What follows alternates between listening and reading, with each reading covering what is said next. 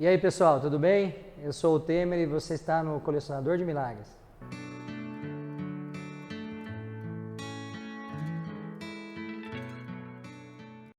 Bom, eu estou recebendo aqui a Rose, Sandrão, meus irmãos de fé, lá da nossa comunidade, para contar mais um milagre do Senhor. Mas antes, vamos orar, Rose? Vamos orar. Senhor Jesus, muito obrigado, Pai, por esse momento. Que o Senhor consiga concretizar através desse projeto a sua mensagem, que a gente possa levar a palavra de esperança, conforto para quem precisa. O Senhor vai fazer chegar esse vídeo naquelas pessoas que estão aflitas, que estão precisando de uma palavra, que estão precisando confiar mais no Senhor, ter mais fé. Que o Senhor cumpra isso de acordo com o seu propósito, Senhor. É isso que nós pedimos, em nome de Jesus. Então, eu queria que você comentasse um pouco sobre a história da Sandrinha. Sim. É um bate-papo bem informal, mas que a gente possa levar esse conteúdo para quem precisa. A Sandrinha é filha do Sandrão e da Rose. Teve um problema aos 3 anos de idade, é isso? Isso, aos 3. Nós fomos levar para fazer um exame de rotina, né? Levar lá para um exame de rotina. E eu me lembro que na época nós nem levamos na pediatra dela mesmo. Uma prima falava muito da pediatra dos meninos, falava, vai lá e tal. E como era um exame de rotina, não tinha nada que relatar para a médica, eu fui e levei. E eu me lembro que uma das coisas que chamou a atenção da médica, quando ela examinou, foi a perninha. Ela brincou, ela falou assim, nossa, ela é peralta, né, mãe? Porque tá com as perninhas bem roxas. E eu não questionei muito, mas eu achei estranho, porque a Sandrinha não era uma criança peralta, a ponto de estar com as perninhas roxas daquela forma. E o que ela tem? Eu falei, não, eu tô trazendo só para fazer um exame de rotina mesmo. Não tem nada, não. E ela falou, então tá, então vamos fazer um check-up nela. Pediu todos os exames e tal. E eu me lembro que nós fomos buscar os resultados do exame dela um dia antes dela completar 3 anos. No dia 27 de fevereiro. Nós fomos lá buscar o resultado e ela abriu o resultado do exame de sangue. Até aquele momento ela não me adiantou nada. Só disse que precisava encaminhar para um hematologista. Mas não disse se tinha alguma gravidade. Naquele momento você achou alguma coisa estranha? Nada, não achei nada estranho, porque não sabia absolutamente nada, não sabia que hematologista é problema de sangue, nem nada, né? E quando eu fui no hematoma, que agora eu não vou me lembrar o nome dele, pela consulta, ele viu os exames e tal, e no final da consulta, quando nós estávamos saindo do consultório, ele falou uma coisa que me chamou a atenção. Ele falou assim, olha mãe, eu me lembro que ele deu uma vitamina para ela tomar. Paulo Arantes. E ele me falou assim, olha, se ela tiver um corte, mínimo que seja, você leva ela no São Lucas e manda me chamar. Eu falei, tá bom. E daqui uma semana eu quero vê-la. E eu saí com aquilo. Aquilo causou uma preocupação. Eu falei, mas por que um corte mínimo que seja, eu tenho que chamar? E cheguei em casa, nós ligamos para a médica dela mesmo. Aí falei com a secretária, falei, vê se você consegue encaixar a Sandrinha, porque o exame dela está alterado, eu queria que ela desse uma olhada. E eu me lembro que naquela tarde ela conseguiu o encaixe e nós fomos. A doutora Diva. Carão daí, né? Porque a pediatra dela era diva. E quando ela abriu os exames de sangue da Sandrinha, eu vi que ela ficou extremamente preocupada. Né, Sandro? Ela tirou o óculos, ela passava a mão no cabelo e tal. Os olhos ficaram vermelhos. Sabe? Ela ficou extremamente preocupada. Emocionada. Ficou... E ela começou a relatar vários tipos de doenças que a Sandrinha podia ter. E a última, ela falou, sua filha pode estar com uma leucemia. Então, aquilo para mim, assim, foi um baque, assim, a sensação que as pessoas relatam e falam assim, olha, eu senti que o chão afundou. É essa sensação mesmo que a gente sente. O chão afundou, eu passei mal e tal, eu nem me lembro mais o que ela falou. E quando eu me recompus, ela estava tentando entrar em contato com a doutora Carla Marstelli, hematologista. E ficamos ali no consultório com ela, eu acho que por volta de uma hora e pouquinho, né? Ficamos com ela ali, até ela localizar a doutora Carla. Então a doutora Carla pediu para que nós fôssemos no pronto-socorro, que ela estava atendendo no pronto-socorro. E eu fui com a Sandrinha, e ela pediu um raio-x da medula e o exame de sangue, então eu vim saber que ela estava com 19 mil plaquetas. E ela já entrou em contato com o GAC, com a doutora Elitânia, e a doutora Elitânia falou, não, pode mandar o paciente aqui que nós já estamos esperando. Já estava esperando ela lá com as plaquetas. E nós fomos para lá e ela recebeu a plaqueta, tal, fez os exames.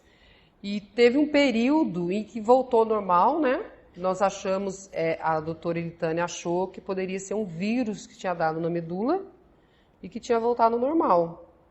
Só que depois de uma semana começou a aparecer os sintomas que eu falei para você que eu não fui saber como você foi, né? Eu não procurei saber.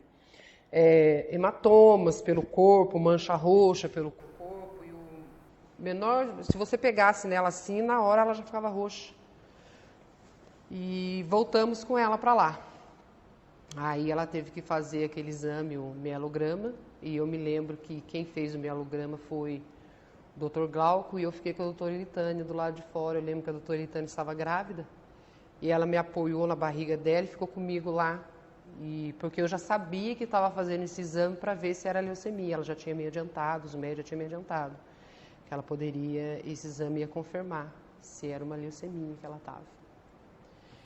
E veio como síndrome hielodisplásica, né? Uma doença pré-leucêmica, que ia evoluir para um tipo de leucemia, que não poderia ser tratada, porque se tratasse, quando evoluísse, mascarava a doença e o tratamento não ia ser eficaz. Então eles iam cuidando dela à medida que as coisas iam acontecendo, eles iam cuidando, né? E também não sabia que a leucemia causava sangramento e tal. E o meu marido trabalhava muito, o Sam trabalhava muito nessa época. Ele é militar e ele fazia os bicos também. Então, a maioria do tempo eu que ficava com ela. E eu me lembro que uma manhã ela me chamou e eu cheguei no quarto e levei um susto, porque ela estava cheia de sangue.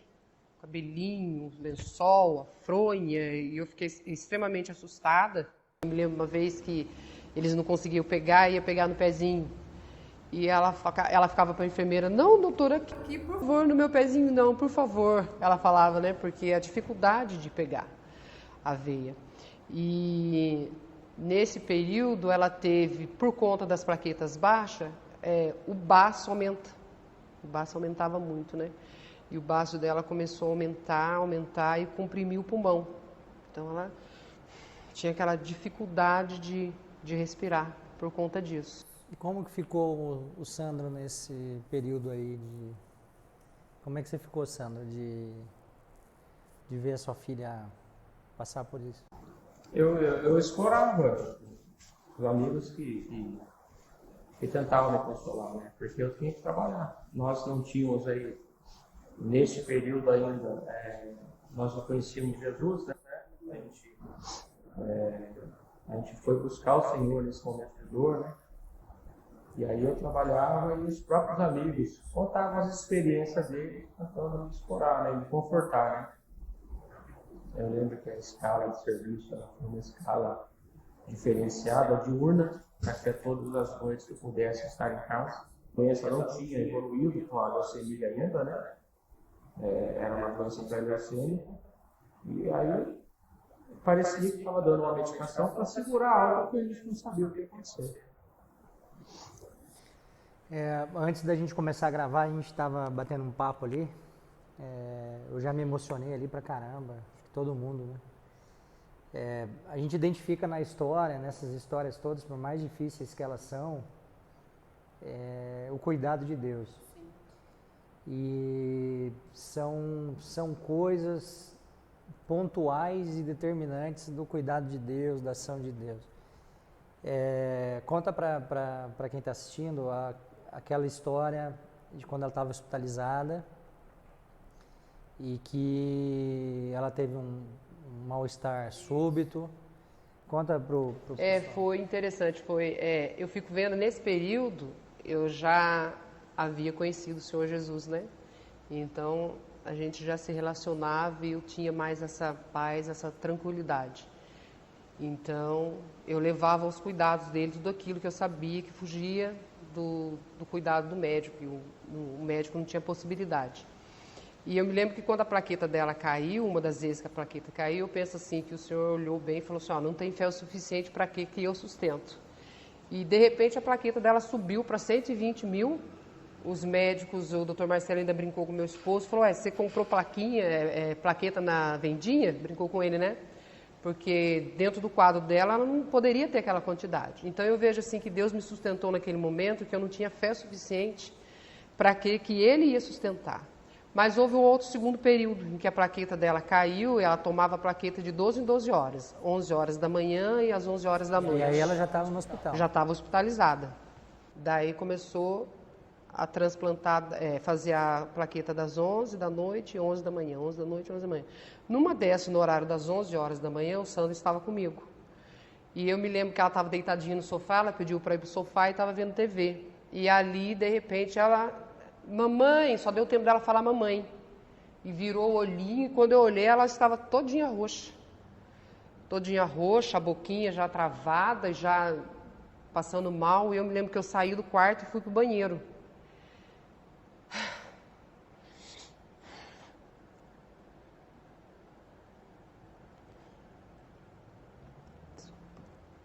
Eu lembro que eu estava de pé, encostado na parede, apoiado na parede, e eu comecei a clamar ao Senhor. Eu falei, Senhor, por favor.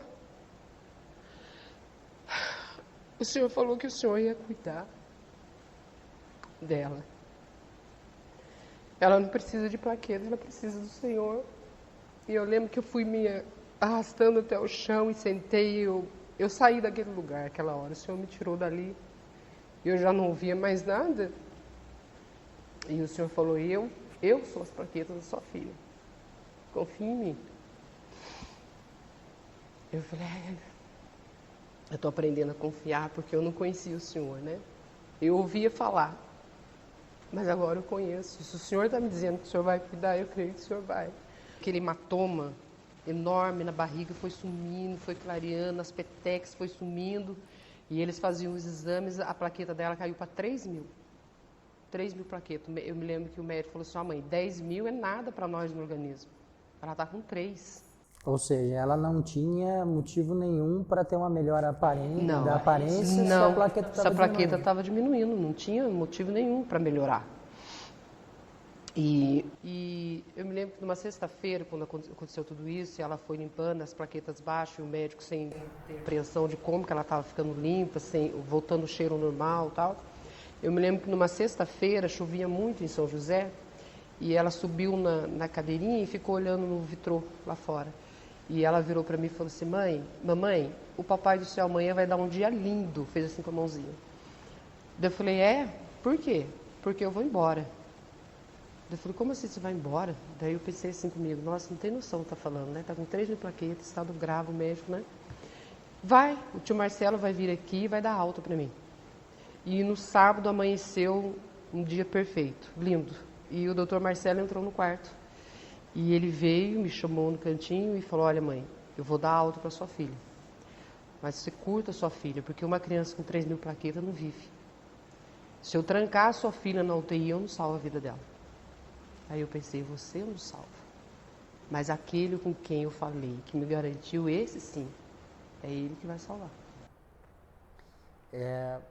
Enfim, e junta essa coisa da doença com a questão financeira. E isso é regra, viu, Sandra? É regra. Eu vejo lá no Beneficência Portuguesa, que o Riad se tratou, são 35 leitos, se eu não me engano, e a história é quase que igual para todos. Então, assim, vem o diagnóstico, vem o problema de saúde, some o chão e as pessoas não conseguem trabalhar e não conseguem sustentar a casa, e aí gera um estresse entre marido e mulher e acaba gerando uma separação muitas vezes. A história de vocês é muito rica, acho que a gente pode combinar de conversar outras e outras vezes. Vocês vão ver algumas fotos durante a gravação que a gente vai colocar da Sandrinha antes e ela agora. Graças a Deus tá muito bem. E eu queria que você finalizasse, Rose, deixando uma mensagem para uma mãe, uma família que recebe um diagnóstico como esse e entra num problema tão grande como esse.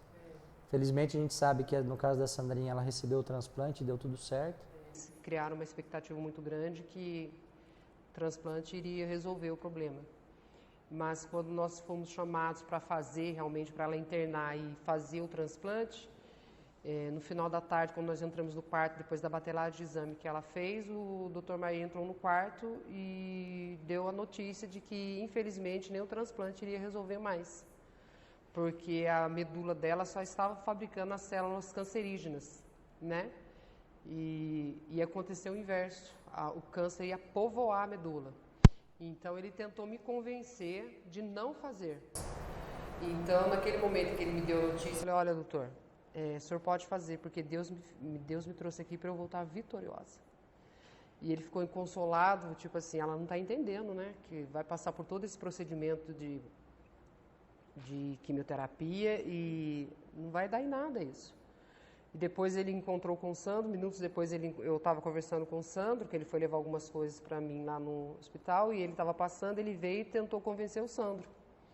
Me abraçou e falou, olha pai, infelizmente o transplante não vai resolver mais o problema da menina e tal, porque a medula dela não tem células boas, só fabrica células cancerígenas e tal, não sei o quê.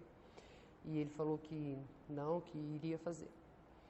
E eu me lembro que uma das enfermeiras que ficou amiga da gente, muito amiga da gente, ela falou assim, Rose, essa quimioterapia ela é 7 vezes mais forte do que uma quimioterapia de um tratamento muito complicado de câncer.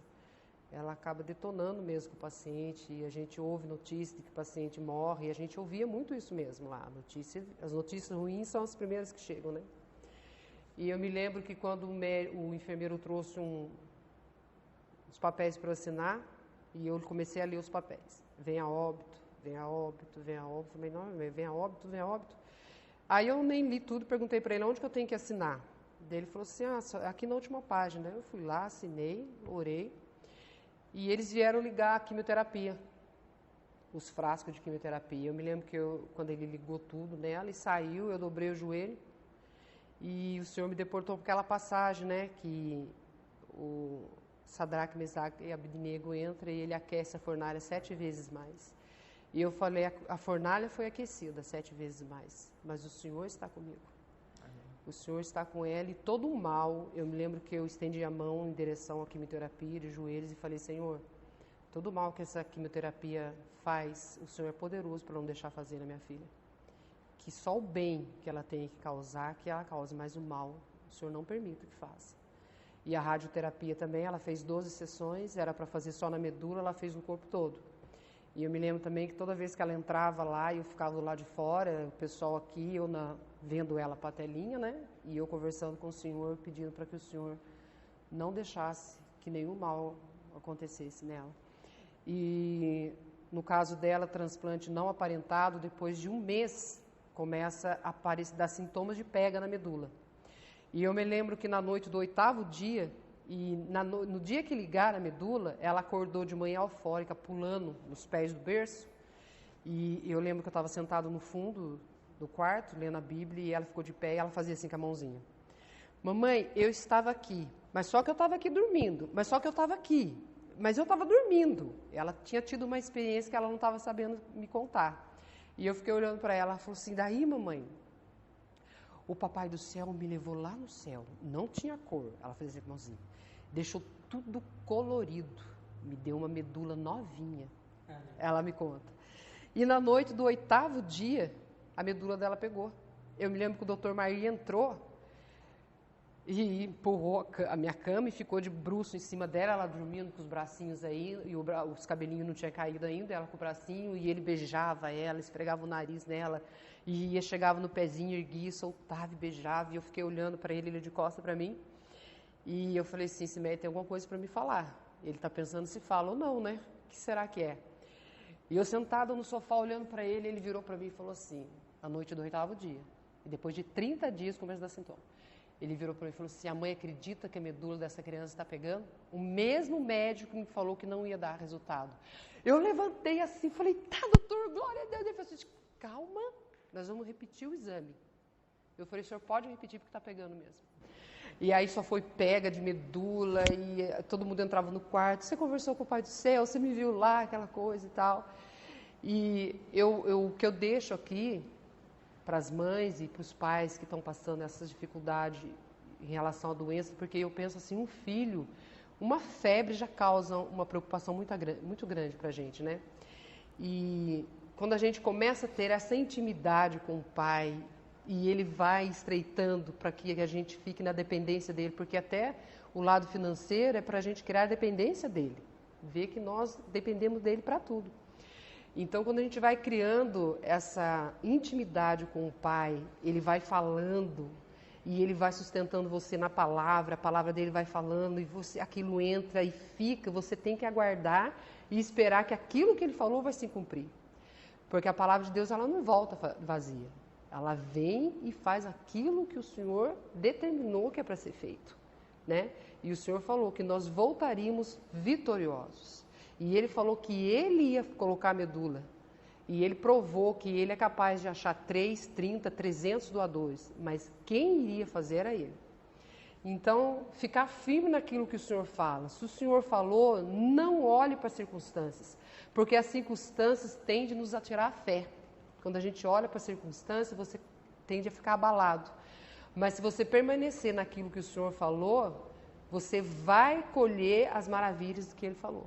Ele vai cumprir. Deus não volta atrás daquilo que Ele fala, né? E Deus provou para mim, para o meu esposo e para os médicos, para as juntas médicas ali, que Ele estava no controle da minha filha. Tanto é que Ele fala, depois, junto com os outros médicos que estavam lá, o estudante de medicina, ele conta a história da Sandrinha e ele fala no final, inexplicavelmente ela está assim. Então, assim, o que eu tenho para dizer é que se apegue mesmo ao Senhor, se apegue na palavra e o que o Senhor falar, fique com aquilo que Ele falar. Independente que o médico pode ter toda a estrutura de um médico. Eu me lembro uma vez que uma médica veio e me falou algo sobre ela não poderia ter um resfriado, que ela iria morrer se ela pegasse um resfriado. E ela teve pneumonia dupla, mais de 50% do pulmão direito dela foi tomado. E a médica falou, mãe, você sabe da gravidade da sua filha estar assim? Você sabe que isso para ela, nessa fase em que ela se encontra, é muito complicado. Eu falei, eu sei, doutora. Ela falou assim, então, eu falei, doutora, a senhora é capacitada, até onde Deus capacitou, a senhora é capacitada aí. Aonde a senhora não consegue chegar, é o meu Deus que sustenta. Em 3 dias, o pulmão dela estava totalmente limpo. E eu lembro que eu comentando isso com o André falou assim, Rose, uma criança que tem um paciente que tem uma pneumonia, você faz um raio-x e ainda tem mancha. E assim, foi um dos períodos também que Deus mostrou a boa mão. Então, assim, a confiança em Deus é tudo. Que nós possamos aprender a confiar nesse Deus. Que quando Ele fala, a circunstância não muda aquilo que Deus fala. Ele falou, Ele vai cumprir. Gente, quero agradecer, Rose, pela sua presença. Valeu, Sandrão. Obrigada. Que a gente consiga ter passado a mensagem que você está precisando ouvir. Até a próxima.